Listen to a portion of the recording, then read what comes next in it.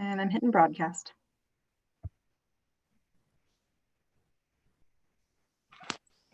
All right, good afternoon, everyone. We'll just give just another minute to make sure we got everybody joining from those who have registered on Eventbrite, and then we'll go ahead and get our event started.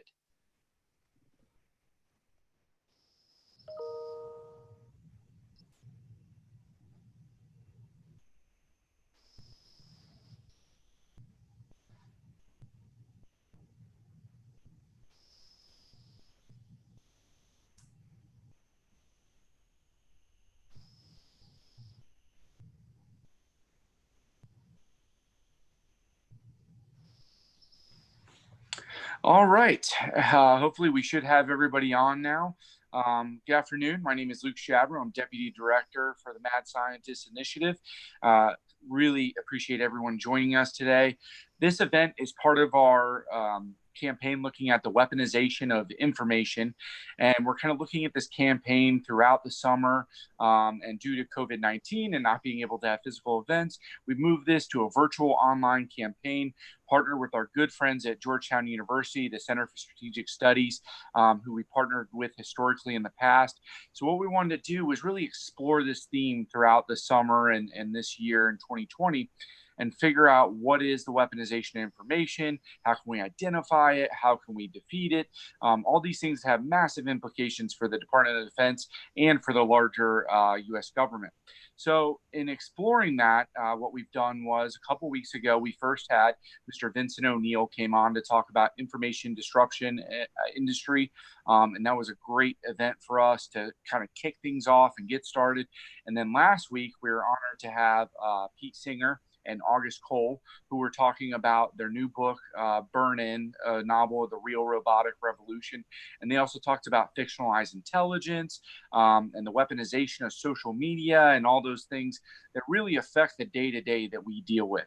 And so today, we're really honored to have from RAND Corporation, we have Dr. Mark Posard, who's a sociologist at RAND Corporation focused on military organizations, Dr. Christopher Paul, who's a senior social scientist at RAND. They're going to be talking to us today about manufacturing reality with artificial intelligence. This is a fascinating topic. They put up an extremely good post on the RAND Corporation blog on this that Mr. Ian Kersey will link to within the chat, and you'll be able to link to from our blog. So this is going to be an exciting chapter to what we're doing with weaponization of information. We're really excited to have everybody on. So without further ado and too much talking from me, we'll turn it over to Dr. Posard and Dr. Paul. Thanks, Luke. Good morning, afternoon, evening, depending on where you are, to everyone. And we'll dig right into our presentation. This is something that we were asked to do or invited to submit for internal consideration at RAND, taking some work and thinking we'd done that's related to these topics and generalizing them and considering technology and artificial intelligence, and this is what we came up with. So since this is an Army audience, figure start out with a bottom line up front and point out some of the main takeaways that we hope you get from our discussion today.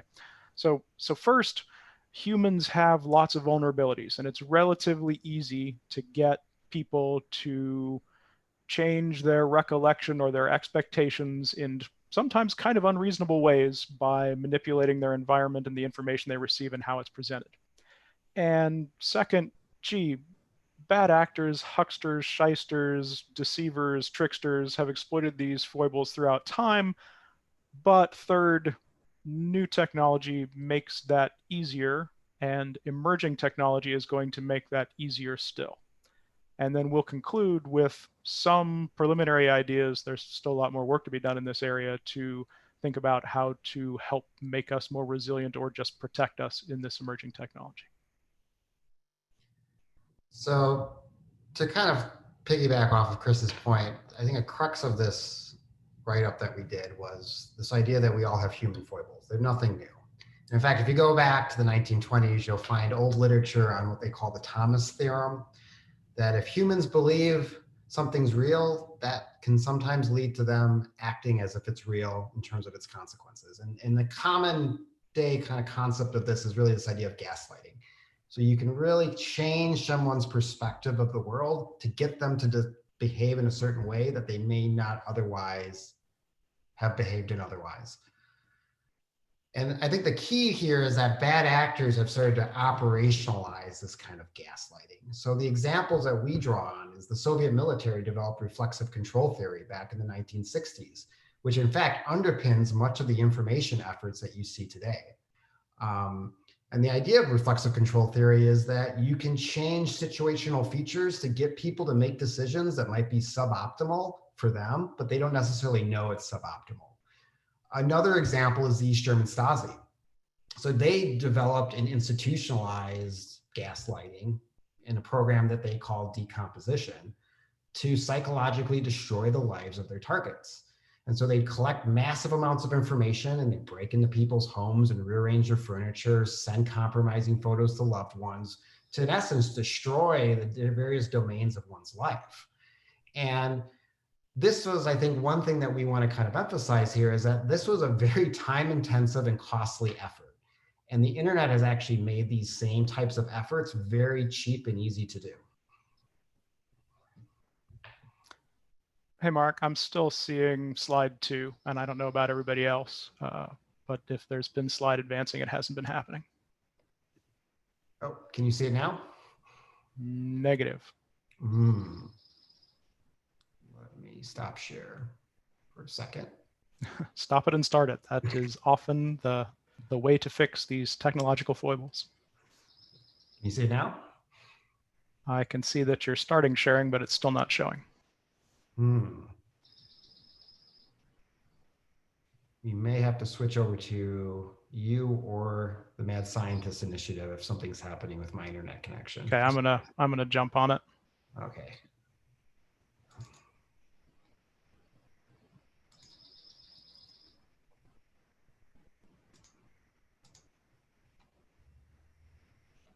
Okay, so I'm now sharing. Can you I can see it. Okay, then let me jump back to the beginning.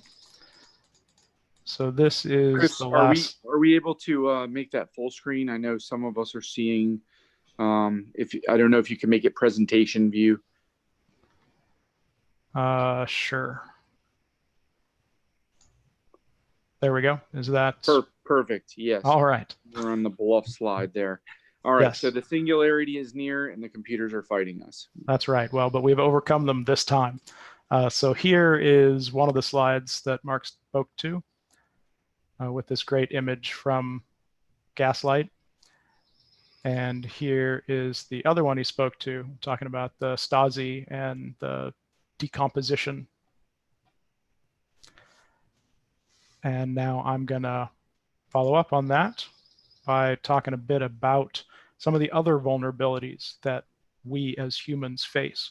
So we've done some previous work, my colleague Miriam Matthews and I, on the Russian fire hose of falsehood propaganda model, which looks at why we as humans might be vulnerable to falsehood-based propaganda when most of us were raised with a influence and persuasion paradigm that said credibility is king and the truth will always win. Well, fellow humans, it's not always like that. Our human story brains, based on cavemen sitting around a fire together and being able to look people in the eye and make judgments based on our experiences and people that we know personally, we haven't evolved much since then, but boy, the information environment has changed. And just several key points from that. First, quantity has a quality all its own. The more channels, the more individuals, the more sources you get similar arguments from, that's more persuasive, even if individually you look at any one of those sources and you wouldn't give it a whole lot of weight. When it all adds up, it all adds up. Repetition, familiarity, the fire hose works. And related to that, all the communication and persuasion studies have one really strong conclusion, and that is the most persuasive source for communication is someone like you. And I put the air quotes on that because it's someone you perceive as being like you, whether they're really like you or not, whether there's lots of different dimensions of likeness that could be mobilized. Say you see someone on an internet forum and their avatar icon is the logo for the Pittsburgh Steelers. Well, hey, I lived in Pittsburgh for 20 years. I'm a big Steelers fan. They're a Steelers fan. They must be like me. Or maybe their avatar is someone looks a little bit like me, or someone of my cultural heritage, or maybe they use some idiom in their communications that makes me think I'm like them, or they say something about themselves that is also true about me. There's lots of different ways that I could perceive someone as like me, as part of my group and not part of the other. And there's lots of ways that someone could mislead me about whether or not they are like me. But if I decide they're like me, then the things they say have undue weight in my human story brain. Another big point, everybody knows that first impressions are really important, but it's really easy to underestimate the strength of this first mover advantage. And some of that has to do with how we as humans store information.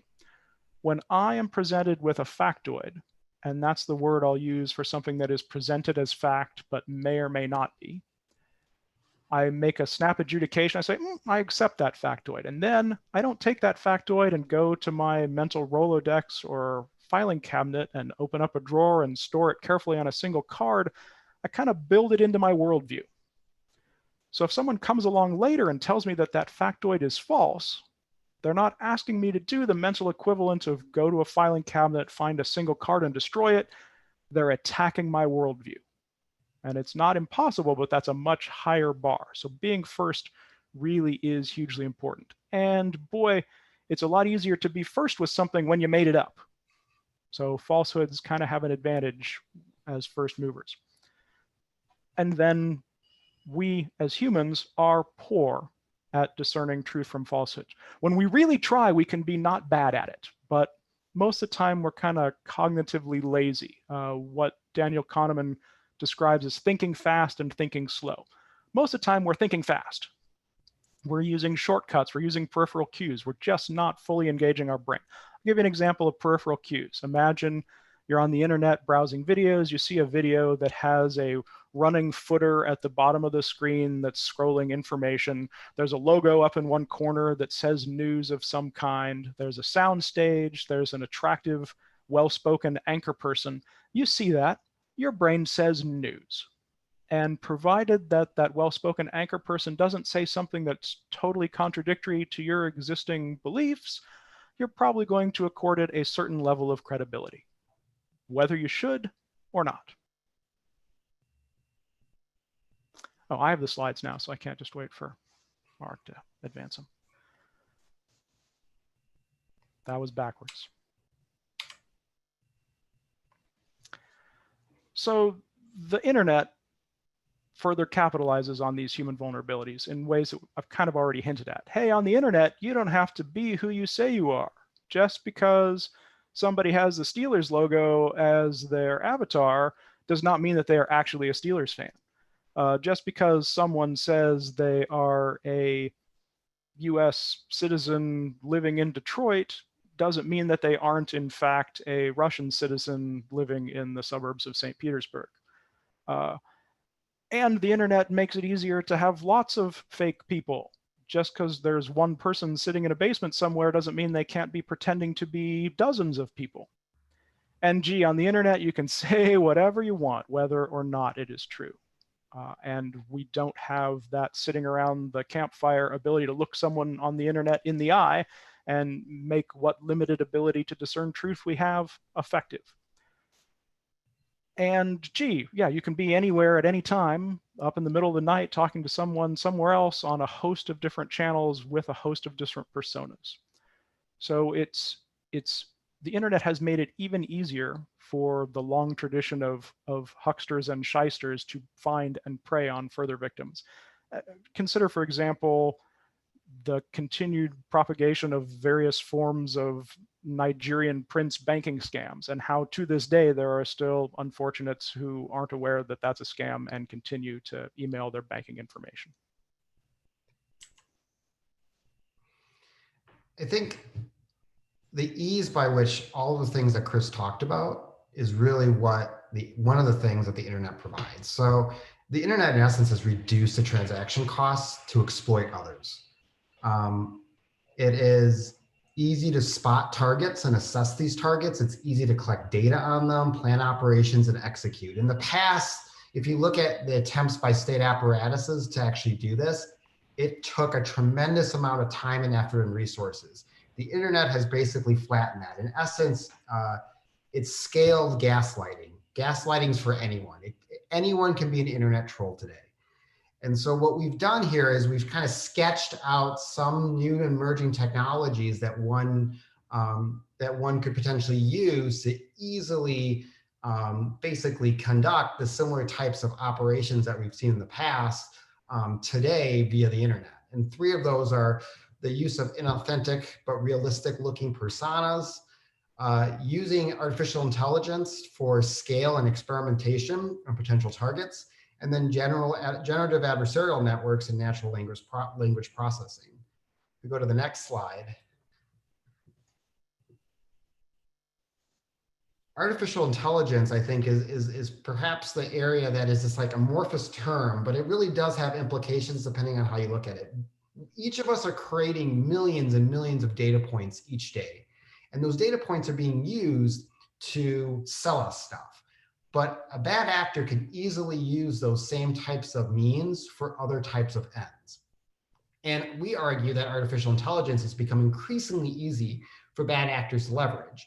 And it's not just in terms of figuring out potential targets, in terms of spotting and assessing those targets, but it's also in terms of feeding information on how you can best figure out how to manipulate and change the reality and perceptions of a potential target. And what I think is perhaps most concerning is that you don't need the manpower anymore to conduct these types of operations that we've seen in the past. We can use social bots and artificial intelligence to experiment on potential targets. We do not need 90 plus thousand employees of the East German Ministry of State Security anymore. We don't need 170 plus thousand informants from East Germany anymore. We can really do it with a very shoestring budget and a small number of individuals that can basically program these various types of bots to start testing out what messages work on a highly individualized scale based on the data that you and I are creating, that any of us could potentially buy in the marketplace or potentially acquire in the dark web.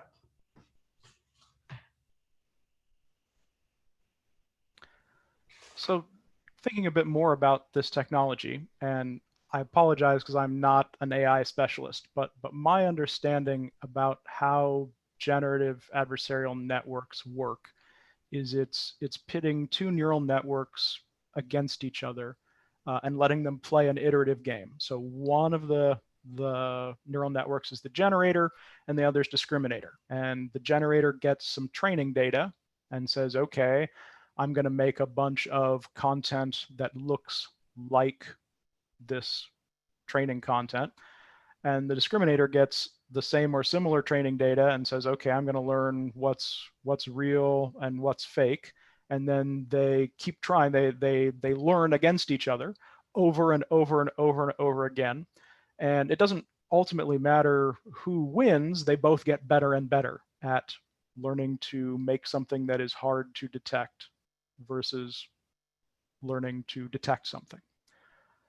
So that's my poor layman's understanding of how GANs work. But what's important about this, whether I've got the details exactly right or not, and I think I'm pretty close, at least at that hand-waving level.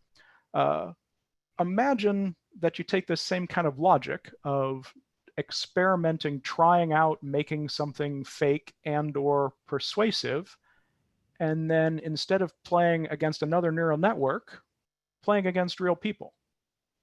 So that's what we're talking about in this reduced economy of scale. Imagine someone setting up a whole bunch of bot personas, but rather than them being sock puppet bots or bots that are controlled directly by a puppet master, they're controlled by some kind of AI that has a whole bunch of different neural network leveraged and determined persuasive messages, and it sends them out to different groups of humans who it has a lot of baseline information about because of big data and marketing buys and loose data that are publicly available, but maybe some of which shouldn't be, and kind of sloppy privacy settings and that whole set of things. So it knows something about these individuals. It sends them persuasive messages or has persuasive interactions with them on various engagement platforms, and it gets responses. Sometimes it gets no response, and maybe it learns that, oh, when I get no response, that probably means I've been detected and I'm being ignored. But sometimes it might get quite a visceral response, and it can learn from that too. And by doing this over and over again, primed with a little training data from the experts, the kind of people who used to work for the Stasi and figured out all these mean things to do to people to break down their world, or people who have some idea about how to nudge people in certain directions or to rile people up. Starting with those things and given some human direction and some human training, learning on the job, as it were, and going through and trying to do whatever their evil puppet masters want them to do to get people to react or behave in certain ways.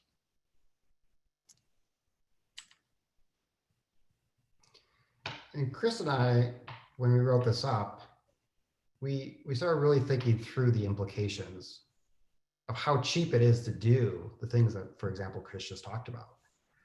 And right now, this technology has a lot of promise, particularly with advertising, right? The things that are trying to sell you and I cars and skincare ads can help expand our economy and give us choice, but there's also a darker side to it, and it's only a matter of time, and we're already seeing it, where the same technologies that are commonplace in the market will suddenly kind of transition over into some of these either state-based actors or other types of actors who can kind of co-opt it for their own means.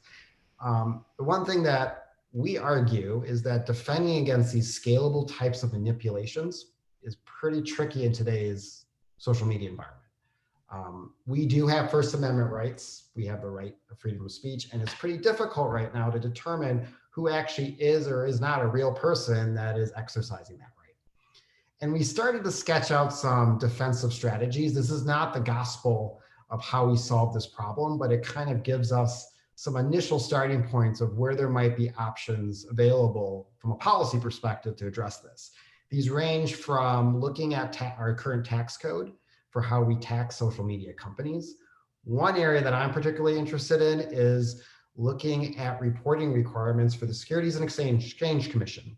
So you look at a company like Facebook, 95 or so, my estimate, 95 or so % of their revenues coming from advertising. Presumably advertisers are paying to advertise to real people. They have monthly active users. The question is, how do you calculate that? And is that estimate actually auditable?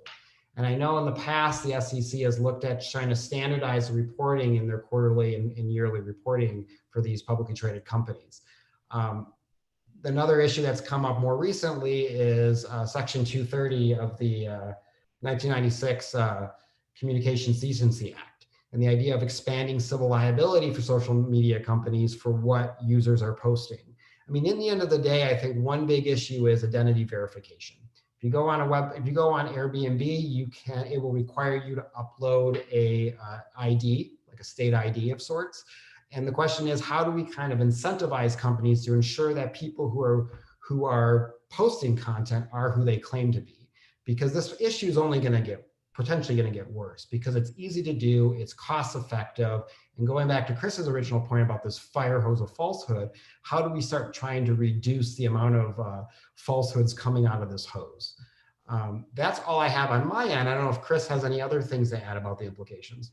Yeah, I'll just, on that identity verification issue, it's certainly something that if social media companies were incentivized rather than disincentivized, because right now the current structure disincentivizes social media companies to enforce a one user, one account policy, because they like the inflated numbers from having multiple accounts or huge numbers of fake accounts, because it affects their ad revenue. So if the incentives were flipped around such that there were incentives for them to reduce the number of false personas, we recognize that that still could potentially be two-edged.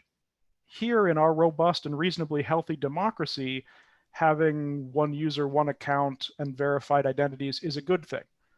But in totalitarian societies or in emerging but not quite there yet democracies, anonymity is a good thing. So we recognize that there's some nuance and complexity here. But in terms of protecting Americans from being manipulated by foreign actors and other forms of bad actors, that might be a nice thing.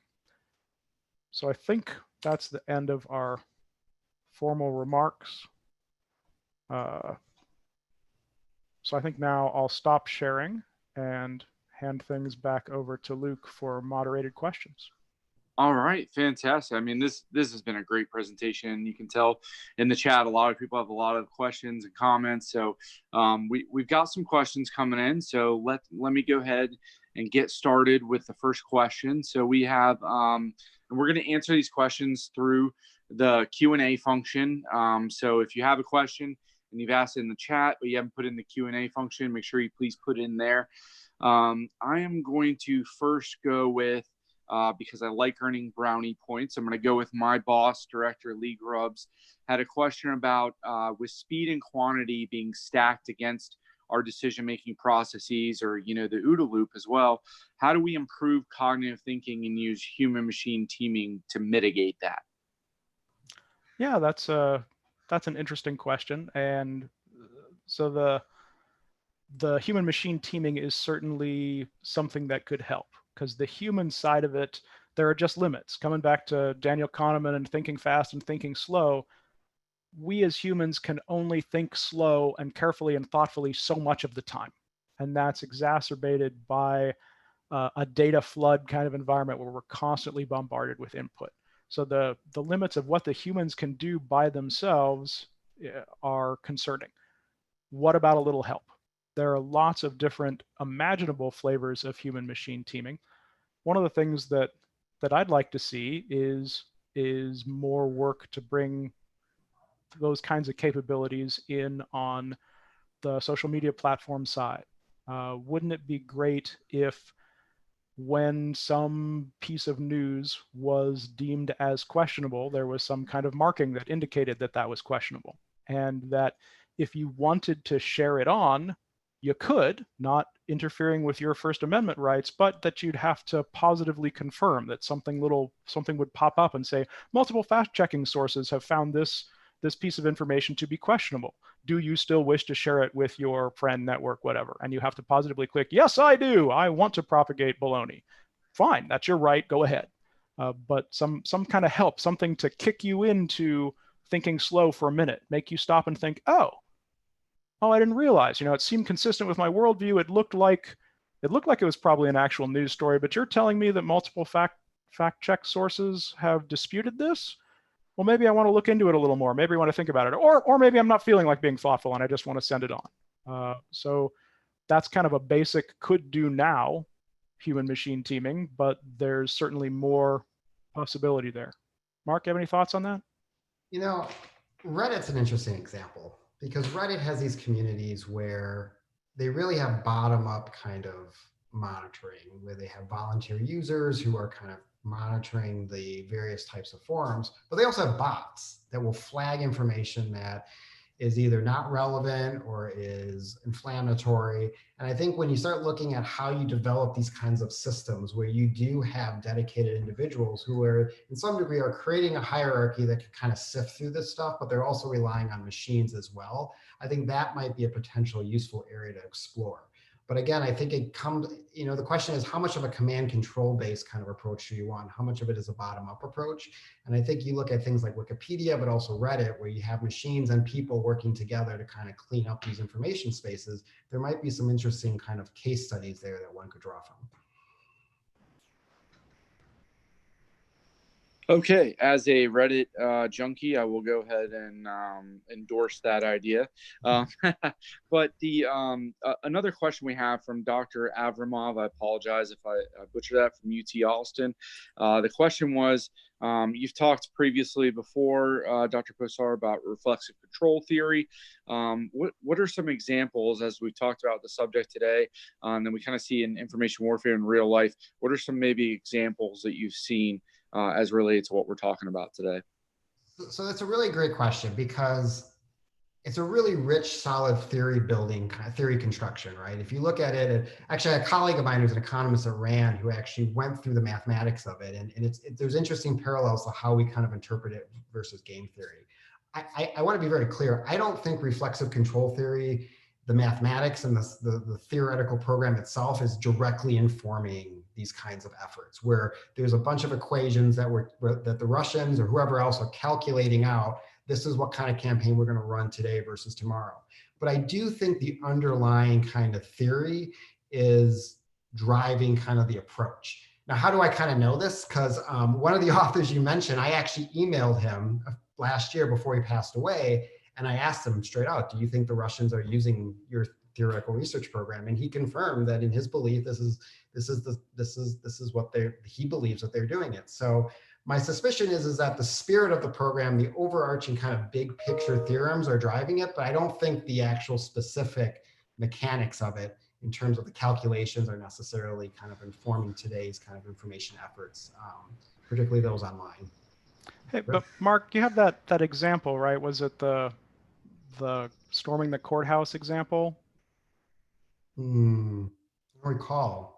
All right. Well, if you don't have it to hand, I'll butcher it. But we have a documented example where there were some dissidents in a government building in Russia, and the authorities leaked that the dissidents had taken over the radio station so that they could then use the radio station to broadcast some false information from the dissidents to be provocative, so that they could then get a lot more people's accord with storming the government building and in taking control of it and inflicting some casualties on the dissidents. And it was very much, and I'm sure they didn't get out their calculators and do reflexive control algorithmic calculations, but it was very much thinking about what do we want whom to do, what kinds of things, especially underhanded things, can we do to get them to do that, and working through it and fairly effective. And you can see that kind of thinking in a lot of other contexts, but there was one concrete example, and I apologize, I can't put my finger on the exact location, the date, or I may have some of the details wrong, but if you reach out to one of us, we can pull that for you. Having said that, does that remind you, Mark, of the details at all? Yeah, I remember now. Yep. Okay. No, that's a fantastic answer, and I really appreciate that. So moving on to another question, I actually want to kludge a couple together because we have a lot of questions in the Q&A, and I think these are really fantastic. So a question from Ryan Namura. Again, apologies for pronunciations. What can we do essentially in terms of early education and prioritizing critical thinking in that, in order to kind of defeat what's going on, which you two have really described here? And then the second part of that is actually Tony in the chat has said, beyond that, beyond part of the early education, what else can we do? Is this a solvable problem? Is it intractable? And is this really just endemic now and part of everyday life and part of modern warfare? Wow, really good questions. I'm an optimist in most respects. So even though I tend in these kind of talks to give a lot of doom and gloom information, I hope that we can get towards better. I don't know that this is a completely solvable problem, because there's this two-sided arms race kind of component to it. So we didn't talk about deep fakes, but we could have. This is another AI-driven way to contribute to falsehoods or manage personas. And with deepfakes, you could actually have a video chat in the future with someone who looks and sounds real, or worse, looks and sounds like someone other than who it is, and is able to engage with you. But so far, in contests, in AI contests between the deepfakes and the discriminators, things have favored the discriminators. But as tricks emerge on the discriminator side to catch the deepfakes, like early deepfakes didn't blink, then the folks providing training information to the AIs running the deepfakes got onto that. So there's this constant arms race kind of thing. So there's The question is, can we make it expensive enough to be part of that arms race? And can we protect ourselves enough to function? And I hope that we can. So coming back to the first part of the question about early education and critical thinking, I think media literacy education is great, and it absolutely can't hurt. And there's a thinness in existing research about showing how effective it actually is. It doesn't hurt, but it isn't the solution. We're still sitting around the campfire cavemen humans, and we have a lot of weaknesses and vulnerabilities. Being trained about thinking slow more of the time and watching for different cues to push us to think slow and really engage and be critical thinkers more of the time will help, but by itself, not a solution. I think Chris is right. It's a multifaceted approach. And, it's like the old Mark Twain saying, history doesn't repeat itself, but it tends to rhyme. This ain't the first time we've been scared about media effects. There's kind of these like two streams of research. One is this idea of the magic bullet theory, that we're all just sponges just soaking up information. We get duped all the time and we have no agency. You saw these concerns when radio became popularized, television became popularized, and now the internet. But there's another kind of way to think about it, that there's much more research that supports this. It's this idea that we're active media consumers. And so I think the idea then is like, how do we train people to be better active media consumers? And also, how do we make sure that we can kind of manage all this information in a way so when people are seeking out information that supports their beliefs, that they're seeking out information that is potentially going to be much more balanced and more constructive.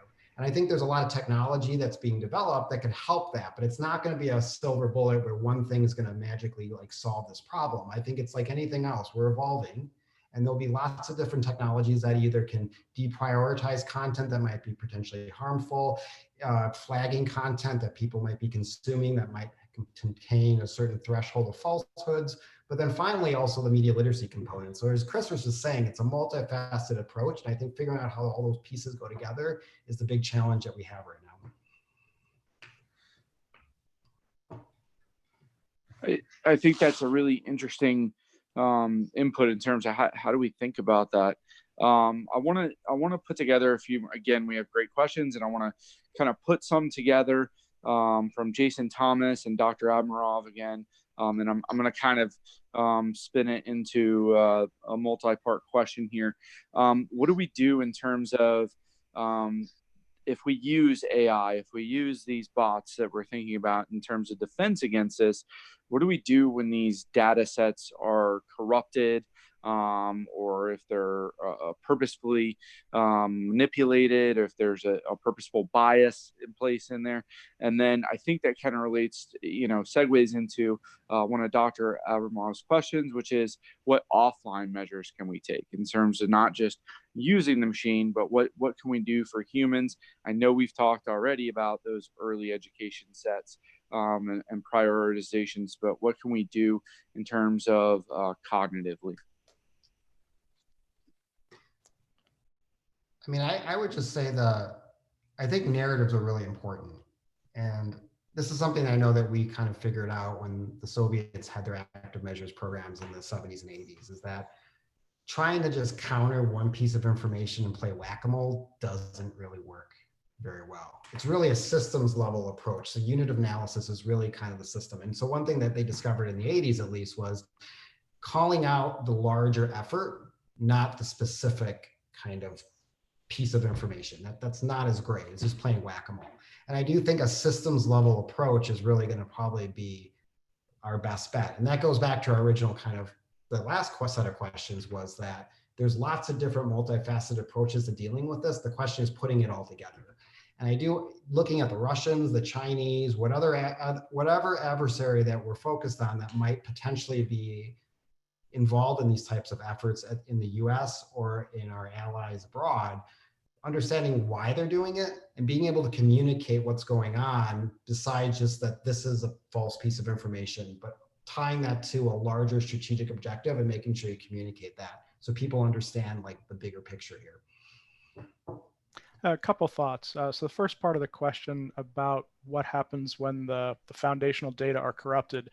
Again, not an AI expert, but I think that is a danger, a big danger in the machine-assisted decision space because of two factors. One, uh, bad training data results in bad outcomes. And currently, machine learning based decisions don't have an explainable logic. It's just black box. You get when you let machine learning do something, it knows how to do what it does, and it gives you an answer with a certain probability or confidence of success, but it doesn't tell you why, and it can't evaluate the underlying assumptions. Maybe somebody's working on that, somebody who's smarter about AI, but I think that you have picked out a serious challenge. If you get bad training data, you're going to get a bad answer, but you're not necessarily going to know that. And I think that black box aspect of it is one of the big barriers to human decision makers being comfortable with the machine support. If you're the commander and you've got this battle space decision support tool and it tells you something, if one of your subordinates told you that, you'd say why, and they might just have to say one or two words that would totally tie into your human heuristics and make sense to you. You'd be like, oh, got it, that makes perfect sense, I'm moving out. But when the AI says it, you're like, that's counter to my intuition, but gee, mathematically you're right more often than I am, but why? It's like, because that's the answer. That's not very satisfying as a human. Coming back to the other half of the question about what kinds of offline measures we can take, I'm with Mark on holistic solutions, combining lots of different aspects, thinking about not just what we do in terms of promoting human resilience, but what we do in terms of trying to put kinks in the fire hose, trying to get after the bad actors and diminish their opportunities by changing the social media landscape and the other things about the environment, or putting sanctions of various flavors on them, not necessarily just financial sanctions, but bad consequences for bad behavior. Similarly, coming back to the first mover advantage, I know, and I've talked to a bunch of folks, State Department, other folks in public affairs, we have this obligation where our spokespersons, when someone says something that isn't true, we have to stand up and refute it. You get up behind a podium and you say, at such and such a time, such and such a falsehood was stated, here's what actually happened. That has all, and the studies show that has almost no effect at all. But it's a responsibility, it's an obligation, it's what spokespeople do. So when I give advice to these people, I say, gee, you have to do what you have to do, but in that communication, in that utterance, spend as little time on the retraction or the refutation as possible, and as much time turning it into a forewarning about the next one. So make the compulsory obligation, hey, so-and-so said this untrue thing, here's what actually happened. And this particular actor on this particular channel is likely in the future to say these kinds of lies. Turn it around, make it a forewarning, recapture the initiative and the first mover advantage for yourself. I would also just add that, it's a very US centric kind of approach, because we have internet access is most people have internet access. A lot of people have social media accounts. There's a lot of countries in the world where there's a lag. They might be 5 or 10 years behind us. And so when we think about exactly the things that Chris was just talking about, we shouldn't just restrict ourselves to social media companies. I think where there are places where other types of mediums are starting to develop in sub-Saharan Africa, for example, because we're not the only place in the world where this is happening. We could potentially weaponize this ourselves against our adversaries, but we also have proxies in other parts of the world where our adversaries and ourselves are going to be involved, and figuring out not only just what's going on in social media, but what's potentially going on in other types of mediums, let it be television or radio in certain parts of the world where that's still kind of the predominant way people are consuming information, I think is going to be critical. Those were absolutely excellent answers. And I'm going to shift to another question. And Mark, I apologize for mispronouncing your name. It might be Mark Tocher. But Mark gets this question because he appealed to my love of Malcolm Gladwell. And Gladwell talks about in the book Talking to Strangers that we have to default to truth. It's what helps us function in our everyday lives in terms of trusting that someone's not lying to you, that they're serving you food that's not poisoned. And we don't have time or ability or capacity to really, test and question every one of these things. So we live in this default to truth. And with both of you being sociologists, what kind of societal effects happen if, especially at least with just our online interactions, if we have a default now from truth to a default to mistrust because we're just so overwhelmed? You talked about that fire hose of disinformation. What kind of societal effects does that have on us? And asking from the military vantage point, what do you think effect that kind of has on DoD as well?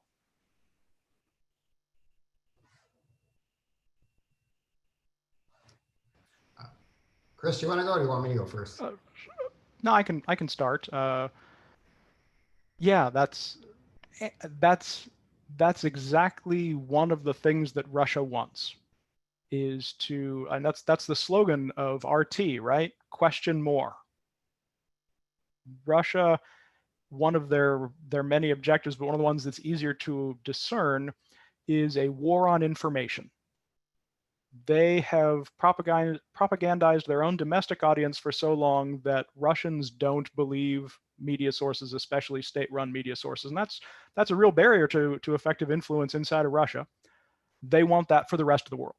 They want the rest of the world to be skeptical and for the default to be uncertain, because it makes it easier for them to misbehave and pretend they're not misbehaving, because it makes it harder for Western governments to convince their democratic citizens that some crisis is happening and requires a certain response. So that's something that they're pushing us towards. So this is a real concern. I haven't spent a whole lot of time thinking about the broader implications of what it means if they're successful. So maybe while I've been talking, Mark's been thinking, or he has some earlier thought to rely on to share. Well, I have to say, this is probably the only time that my dissertation has actually been somewhat related to my work at RAND. When you look at like societal trust, there's interpersonal trust, that someone, I know Chris knows me, I trust Chris, and so we have a good working relationship. But there's also this idea of assurance structures, that you kind of just trust the structures themselves. So when I meet someone from the Army, I trust that person is a good faith individual who is a soldier in the US Army, because I trust the US Army. I have assurance because that person's a member of the Army, I can trust them. And going back to Chris's point about this fire hose of falsehood, it really is designed to create almost a collective exhaustion, to the point where you don't really have trust in these assurance structures that we're all tied to.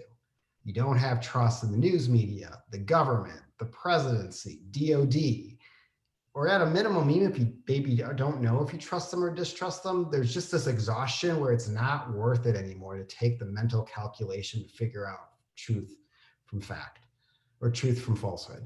And so I think that's kind of the biggest risk that I see, is that these assurance structures that we've spent hundreds of years developing, that really kind of guide the patterns of the vicissitudes of our life.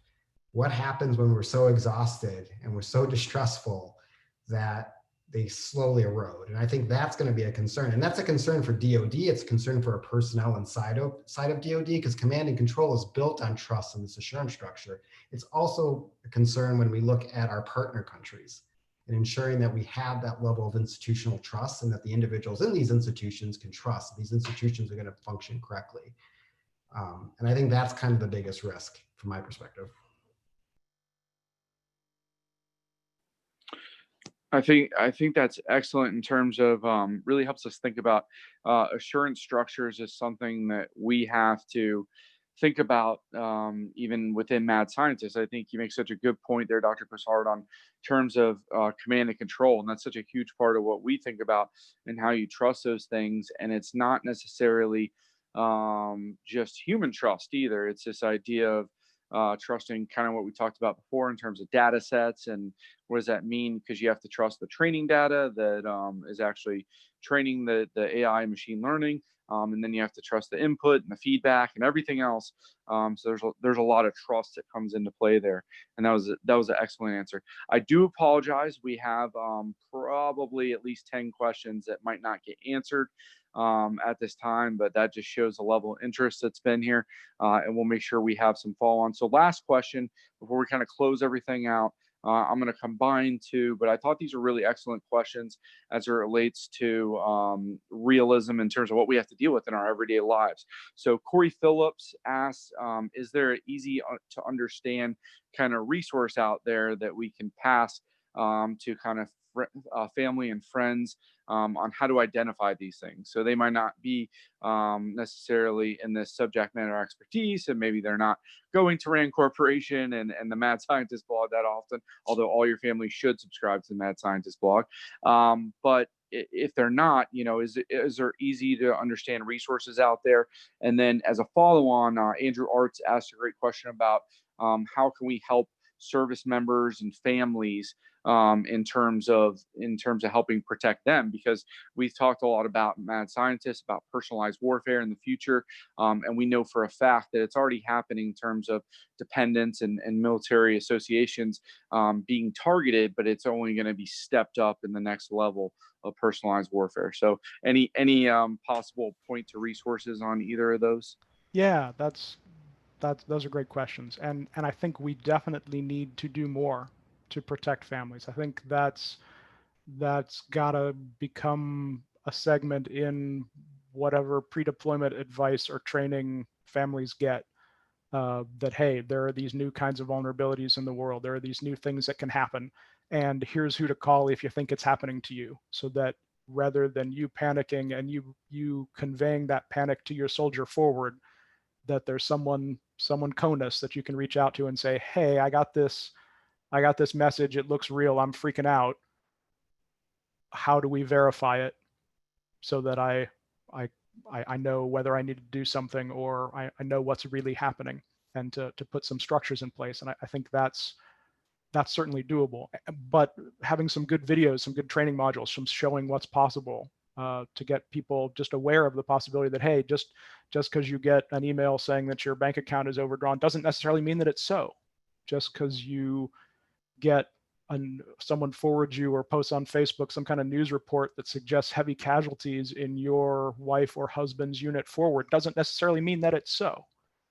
Now, turning back to general resources, kind of to share with friends and family, I've seen a couple of things that I think are pretty good. There's a thing called the Debunking Guide, which is a pretty good tool for talking and thinking about what kinds of things can be false, and it's pretty readable and accessible. And then, pardon my language, but this is the name of it. There's some guys that have put together an online class that's about detecting and resisting bullshit. And so if you Google the bullshit class, you'll find that, and it's free. You can watch it. You can watch pieces of it. And so that's nice, accessible video lectures. And then, in a little horn tooting, I would encourage people to forward around this short 3-page commentary that Mark and I wrote, and the Russian fire hose of falsehood propaganda model piece that Miriam Matthews and I did. It's only about 15 pages. It is a little bit academic, but compared to normal academic and Rand style stuff, it's pretty darn accessible. There's also a neat single-page slide of different types of disinformation, and I can't remember. It's something media. I can't remember. I know if I were, instead of looking at you, if I were on the Google, I could probably find it. And I'll before I allow Mark to have his closing thoughts, I'll point out that many of you have other questions. Our email is available. We'd be happy to answer your questions or engage offline. Mark? So I'm going to plug it again, Chris. The Fire Hose of Falsehood, I think, is one of the most popular pieces, I think, from what I've heard on the RAND website. And so it's an excellent overview. I think it really crystallizes what was happening well before people were actually talking about this in mass. An organization in DC called IREX has campaigns that they've developed. You can look online. One of them is Wash Your News. It's an interesting kind of campaign, and they have like tidbits and insights. To return to the military families question, because I study military families, that's the other thing I do here and at RAND. And the thing with military families is that they're a vulnerable population. They skew young, they marry young, they form families young. They tend to be particularly in the enlisted class, when they're in the junior ranks, in a precarious financial situation. And they're just in the course of their life, they're in a precarious family situation because they're maturing still, particularly when you're in your early 20s. And if you notice, a lot of these information efforts target vulnerable populations. And they try to identify where there's these kind of schisms and this tribalism to exploit that.